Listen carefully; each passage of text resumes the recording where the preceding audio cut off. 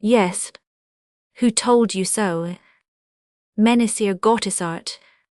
Oh, it is enough to send one wild with joy, eh? I say, Rosalie, what a rumpus there will be at the theatre, but it is not possible. Our benefactor must not live in a garret. Sure for die few days dat I have to live, it is very comfortable, said Schmuck Goodpie. I am going to der cemetery to see vat day half done mit bonds und, to order some flowers for his grave. Mme Camusat de Marville was consumed by the liveliest apprehensions at a council held with Frazier Berthier and Godeschal.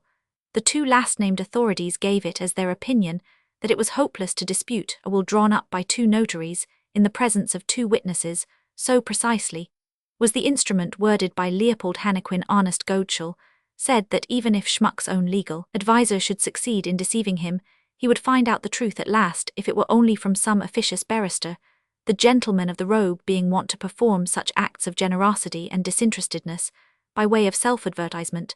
And the two officials took their leave of the president, with a parting caution against Frazier, concerning whom they had naturally made inquiries. At that very moment Frazier, straight from the affixing of the seals in the Rue de Normandie, was waiting for an interview with Mme de Marville Berthier, and Godeschal had suggested that he should be shown into the study. The whole affair was too dirty for the president to look into, to use their own expression, and they wished to give Mme de Marville their opinion in Frazier's absence. Well, madame, where are these gentlemen? Asked Frazier, admitted to audience. They are gone, they advise me to give up, said Mme de Marville. Give up, repeated Frazier, suppressed fury in his voice. Give up, listen to this, madame. At the request of, and so forth, I will omit the formalities, whereas there has been deposited in the hands of Roman 1000, le President of the Court of First Instance, a will drawn up by Maîtres Leopold Hannequin and Alexander Crottat, notaries of Paris, and in the presence of two witnesses, the Sieurs Brunner and Schwab, aliens domiciled at Paris, and by the said will the Sieur Pons, deceased, has bequeathed his property to one Sieur Schmuck, a German, to the prejudice of his natural heirs, whereas the applicant undertakes to prove that the said will was obtained under undue influence and by unlawful means, and persons of credit are prepared to show that it was the testator's intention to leave his fortune to Emile Cecile, daughter of the aforesaid Sieur de Marville, and the applicant can show that the said will was extorted from the testator's weakness, he being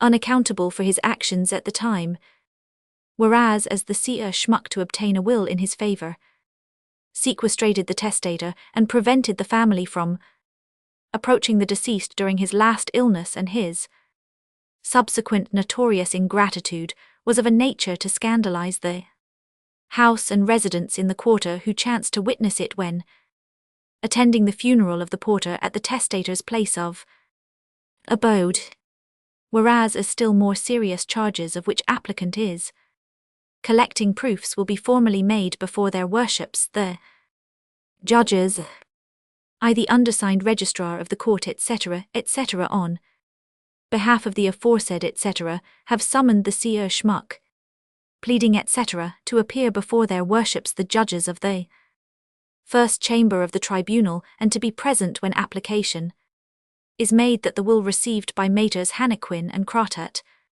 being evidently obtained by undue influence, shall be regarded as null and void in law, and I, the undersigned, on behalf of the aforesaid, etc., have likewise given notice of protest should the Sieur Schmuck, as universal legatee, make application for an order to be put into possession of the estate, seeing that the applicant opposes such order and makes objection by his application bearing date of today, of which a copy has been duly deposited, with the Sieur Schmuck costs being charged to, etc., etc.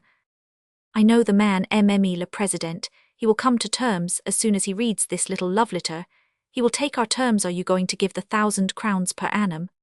Certainly, I only wish I were paying the first installment now. It will be done in 3 days. The summons will come down upon him, while he is stupefied with grief, for the poor soul regrets Pons, and is taking the death to heart. Can the application be withdrawn? Inquired the lady. Certainly, madame, you can withdraw it at any time. Very well, monsieur, let it be so. Go on. Yes, the purchase of land that you have arranged for me is worth the trouble, and besides I have managed Vittel's business, is to retire, and you must pay Vittel's 60,000 francs out of Pan's property, so you see you must succeed. Have you Vittel's resignation? Yes, Monsieur. Roman 1000 Vittel has put himself in Roman 1000 de Marville's hands. Very good, madame, I have already saved you 60,000 francs, which I expected to give to that vile creature Mme Sibat, but I still require the tobacconist's license for the woman Sauvage, and an appointment to the vacant place of head physician at the Quinze Vinks for my friend Poulain. Agreed, it is all arranged. Very well, there is no more to be said. Everyone is for you in this business. Even Gaudissart, the manager of the theatre, I went to look him up yesterday, and he undertook to crush the workman who seemed likely to give us trouble. Oh, I know Roman 1000 Gaudissart is devoted to the Papinards. Frazier went out unluckily. He missed Gaudissart and the fatal summons was served forthwith. If all covetous minds will sympathize with the president, all honest folk will turn in abhorrence from her joy when Gaudissart came 20 minutes later to report his conversation with poor Schmuck. She gave her full approval. She was obliged beyond all expression for the thoughtful way in which the manager relieved her of any remaining scruples by observations which seemed to her to be very sensible and just.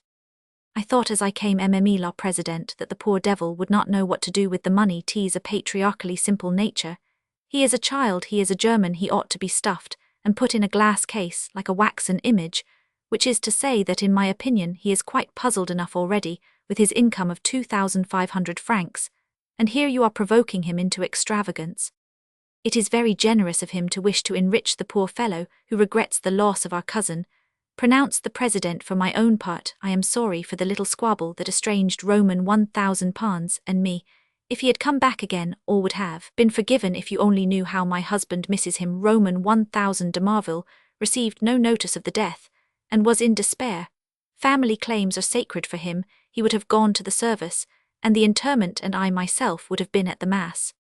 Very well, fair lady, said Gaudissart, be so good as to have the documents drawn up, and at 4 o'clock I will bring this German to you. Please remember me to your charming daughter the Vicomtesse, and ask her to tell my illustrious friend, the great statesman, her good and excellent father-in-law, how deeply I am devoted to him and his, and ask him to continue his valued favours. I owe my life to his uncle the judge, and my success in life to him, and I should wish to be bound to both you and your daughter by the high esteem which links us with persons of rank and influence. I wish to leave the theatre and become a serious person. As you are already, monsieur, said the president. Adorable, returned Gaudissart, kissing the lady's shriveled fingers. At 4 o'clock that afternoon several people were gathered together at Berthier's office. Frazier, arch-concoctor of the whole scheme, Père Goriot, appearing on behalf of Schmuck and Schmuck himself. Gaudissart had come with him. Frazier had been careful to spread out the money on Berthier's desk, and so dazzled was Schmuck by the sight of the 6,000 franc banknotes for which he had asked, and 600 francs for the first quarter's allowance, that he paid no heed whatsoever to the reading of the document. Poor man, he was scarcely in full possession of his faculties, shaken, as they had already been by so many shocks. Gaudissart had snatched him up on his return from the cemetery where he had been talking with Pons, promising to join him very soon, so Schmuck did not listen to the preamble, in which it was set forth that Maître Taberiot bailiff was acting as his proxy, and that the president, in the interests of her daughter, was taking legal proceedings against him. Altogether in that preamble German played a sorry part, but he put his name to the document, and thereby admitted the truth of Frazier's abominable allegations, and so joyous was he over receiving the money for the Topinards, so glad to bestow wealth, according to his little ideas, upon the one creature who loved Pons, that he heard not a word of lawsuit nor compromise. But in the middle of the reading, a clerk came into the private office to speak to his employer. There is a man here, sir, who wishes to speak to Roman 1000 Schmuck, said he. The notary looked at Frazier, and taking his cue from him shrugged his shoulders. Never disturb us when we are signing documents, just ask his name. Is it a man or a gentleman? Is he a creditor? The clerk went and returned. He insists that he must speak to Roman 1000 Schmuck. His name is Topinard, he says. I will go out to him. Sign without disturbing yourself, said Gaudissart, addressing Schmuck. Make an end of it. I will find out what he wants with us. Gaudissart understood Frazier, both scented danger. Why are you here? Gaudissart began. So you have no mind to be cashier at the theatre? Discretion is a cashier's first recommendation. Sir, just mind your own business. You will never be anything if you meddle in other people's affairs.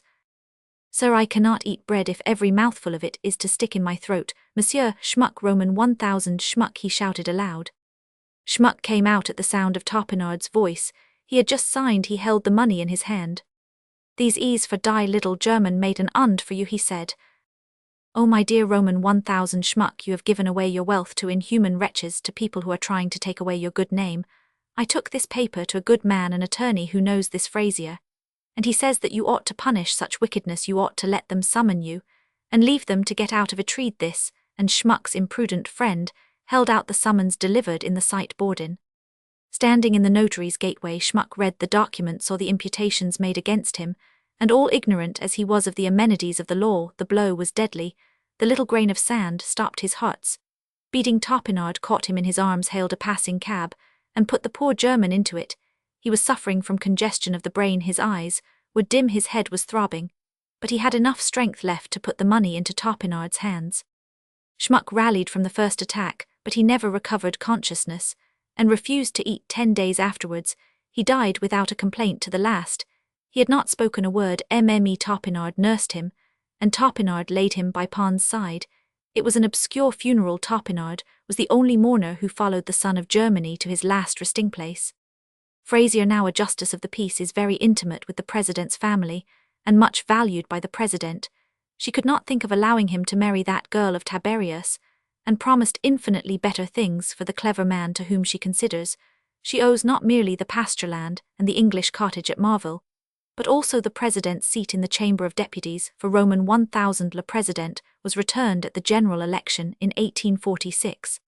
Every one no doubt wishes to know what became of the heroine of a story, only too veracious in its details, a chronicle which, taken with its twin sister, the preceding volume La Cousin Bette, proves that character is a great social force. You amateurs, connoisseurs and dealers will guess at once that Pons' collection is now in question, wherefore it will suffice if we are present during a conversation that took place only a few days ago in Count Popinot's house. He was showing his splendid collection to some visitors. Roman 1000, Leconte, you possess treasures, indeed, remarked a distinguished foreigner. Oh, as to pictures, nobody can hope to rival an obscure collector. One a lie, Magus a Jew, an old monomaniac, the prince of picturellovers, the count replied modestly. And when I say nobody, I do not speak of Paris only, but of all Europe. When the old Croesus dies, France ought to spare 7 or 8 millions of francs to buy the gallery for curiosities. My collection is good enough to be talked about. But how busy as you are, and with a fortune so honestly earned, in the first instance in business. In the drug business, broke in Popinot, you ask how I can continue to interest myself in things that are a drug in the market. No, returned the foreign visitor, no, but how do you find time to collect the curiosities? Do not come to find you. My father-in-law owned the nucleus of the collection, said the young Vicomtesse. He loved the arts and beautiful work, but most of his treasures came to him through me. Through you, madame, so young, and yet have you such vices as this? Asked a Russian prince. Russians are by nature imitative, indeed to such an extent that the diseases of civilization break out among them in epidemics. The bric-a-brac mania had appeared in an acute form in St. Petersburg, and the Russians caused such a rise of prices in the art line, as Ramonenko would say, that collection became impossible. The prince who spoke had come to Paris solely to buy bric-a-brac. The treasures came to me, prince, on the death of a cousin. He was very fond of me, added the Vicomtesse Popinot, and he had spent some 40-odd years, since 1805, in picking up these masterpieces, everywhere but more especially in Italy. And what was his name? Inquired the English lord. Pons, said President Camusot. A charming man he was, piped the president in her thin flute tones, very clever, very eccentric, and yet very good-hearted. This fan that you admire once belonged to Mme de Pompadour. He gave it to me one morning with a pretty speech, which you must permit me not to repeat, and she glanced at her daughter. Mme la Vicomtesse, tell us the pretty speech, begged the Russian prince. The speech was as pretty as the fan, returned the Vicomtesse, who brought out the stereotyped remark on all occasions. He told my mother that it was quite time that it should pass from the hands of vice into those of virtue. The English lord looked at Mme Camusot de Marville with an air of doubt, not a little gratifying to so withered a woman. He used to dine at our house 2 or 3 times a week. She said he was so fond of us. we could appreciate him and artists like the society of those who relish their wit. My husband was besides his one surviving relative, so, when quite unexpectedly Roman 1000 de Marville came into the property, Roman 1000 Leconte preferred to take over the whole collection, to save it from sale by auction, and we ourselves much preferred to dispose of it in that way, for it would have been so painful to us to see the beautiful things in which our dear cousin was so much interested all scattered abroad. Eli Magus valued them, and in that way I became possessed of the cottage that your uncle built, and I hope you will do us the honor of coming to see us there. Gaudissart's theatre passed into other hands a year ago, but Roman 1000 Topinard is still the cashier. Roman 1000 Topinard, however, has grown gloomy and misanthropic. He says little people think that he has something on his conscience. Wags at the theatre suggest that his gloom dates from his marriage with Lalotte. Honest Topinard starts whenever he hears Fraysier's name mentioned. Some people may think it strange that the one nature worthy of Pons and Schmuck should be found on the third floor beneath the stage of a boulevard theatre. Mme Ramonenc, much impressed with Mme Fontaine's prediction, declines to retire to the country. She is still living in her splendid shop on the Boulevard de la Madeleine, but she is a widow now for the second time. Ramonenc, in fact by the terms of the marriage contract, settled the property upon the survivor, and left a little glass of vitriol about for his wife to drink by mistake, but his wife, with the very best intentions, put the glass elsewhere, and Ramonenc swallowed the draught himself. The rascal's appropriate end vindicates Providence, as well as the chronicler of manners, who is sometimes accused of neglect on this head, perhaps because Providence has been so overworked by playwrights of late. Pardon the transcriber's errors,